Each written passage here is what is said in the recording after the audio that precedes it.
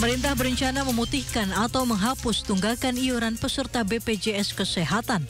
Rencana penghapusan pertama kali diungkapkan oleh Mensesnek Prasetya Hadi. Saat ini, pemerintah sedang memverifikasi data penunggak BPJS Kesehatan. Sedang dipelajari dulu, dihitung dulu. Berarti itu akan segera diproses pemutihan tunggakan BPJS? Ada rencana seperti itu, tapi mohon waktu karena itu kan pasti harus dihitung. Datanya juga harus diverifikasi, ya. Kemudian angka nominalnya juga harus dipertimbangkan. Kan. Mohon sabar menunggu. Rapat membahas penghapusan tunggakan iuran BPJS pun digelar. Hasilnya, BPJS Kesehatan akan ikuti perintah Presiden Prabowo untuk memutihkan tunggakan BPJS. Menurut Direktur Utama BPJS Ali Gufron Mukti mengungkapkan, tunggakan yang akan dihapus adalah iuran yang sudah bertahun-tahun. Ia juga memastikan tidak akan ada masalah penghapusan. Saat ini nilai tunggakan BPJS Kesehatan mencapai 7,6 triliun rupiah. Jumlah peserta yang menunggak pun sebanyak 23 juta orang. Rencananya, pemutihan tunggakan akan mulai dieksekusi bulan depan. Pemirsa, jelang 1 tahun pemerintahan Presiden Prabowo Subianto, Lembaga Indeks Politika menggelar survei terkait dengan kepuasan atas kinerja Presiden Prabowo Subianto dan Kabinet Merah Putih. Hasilnya pemirsa 83,5% responden puas dengan kinerja Presiden Prabowo.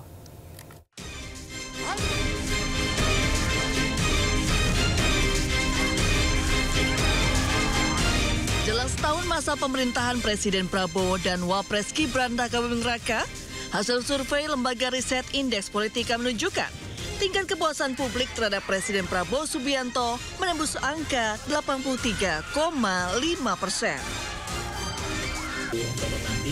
Survei yang digelar pada periode 1 hingga 10 Oktober 2025 melibatkan 1.600 responden di 27 provinsi yang dipilih secara acak menggunakan metode multi-stage random sampling. Margin error kurang lebih 3% dengan tingkat kepercayaan 95%. Sebanyak 90,8% responden mengaku mengetahui aktivitas dan kebijakan Presiden Prabowo dari pemberitaan di media. Tingkat kepuasan cukup tinggi, masih cukup tinggi. 3,5. Iya, jadi mungkin ya biasa kalau kekurangan sana sini juga normal seperti itu. Jadi kalau dari data yang kami dapatkan, tingkat kepuasan terhadap kinerja pemerintah secara umum masih sangat bagus. Kinerja para menteri juga mendapat sorotan luas. Survei mencatat 87,5% responden mengetahui aktivitas dan kebijakan para pembantu presiden. Sejumlah menteri yang paling dikenal publik antara lain Menkeu Purbaya Yudi Sadewa dengan program stimulus 200 triliun rupiah. Menteri SDM Bahlil Lahadalia dengan program biodiesel 45.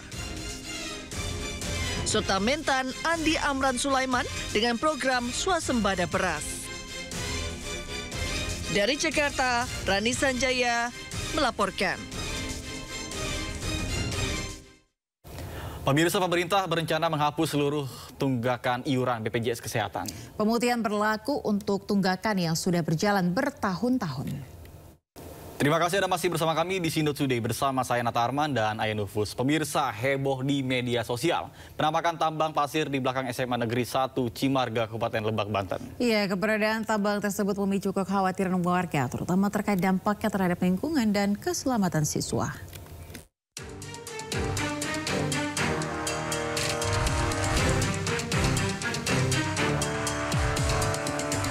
Jagat media sosial dihebohkan beredarnya video area tambang pasir berukuran besar di belakang SMA Negeri 1 Cimarga, Kabupaten Lebak, Banten.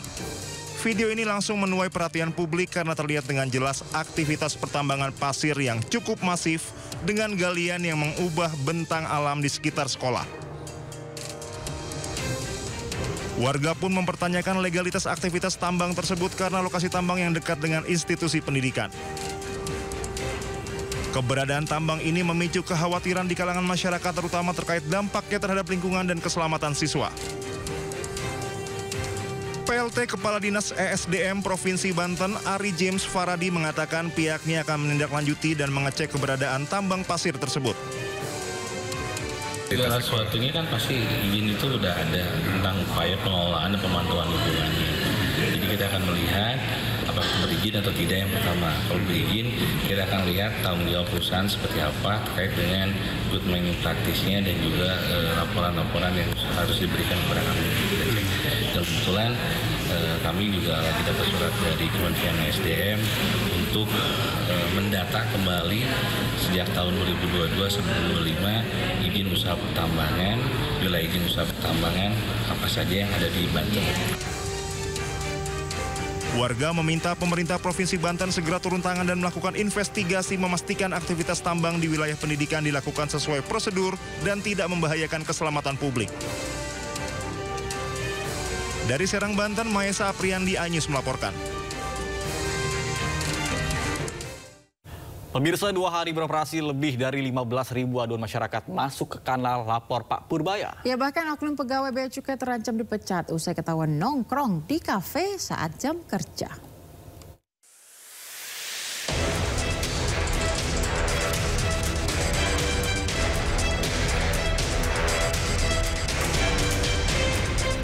Baru 2 hari beroperasi, kanal lapor Pak Purbaya, layanan sarana masyarakat untuk sampaikan keluhan atau kendala terkait bea cukai dan pajak dibanjiri belasan ribu aduan.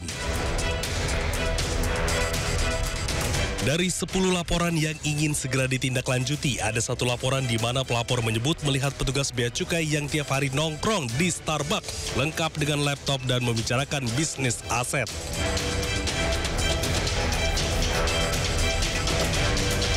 Terkait hal itu, Purbaya ungkap akan segera menindak tegas, bahkan tak akan segan memecat oknum pegawai tersebut.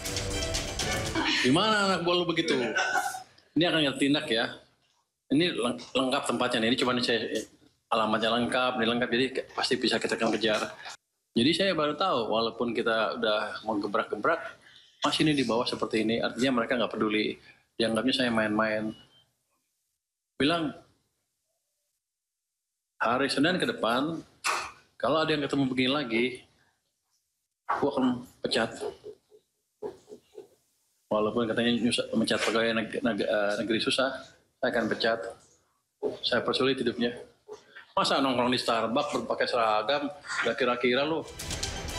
Sebelumnya, Menteri Keuangan RI Purbaya Yudi Sadewa meluncurkan layanan pengaduan bernama Lapor Pak Purbaya. Masyarakat dapat langsung mengirim laporan melalui WhatsApp di nomor 0822 4040 6600. Setiap laporan harus mencantumkan nama lengkap dan email supaya dapat ditindaklanjuti oleh tim Kementerian Keuangan. Tim Liputan iNews melaporkan.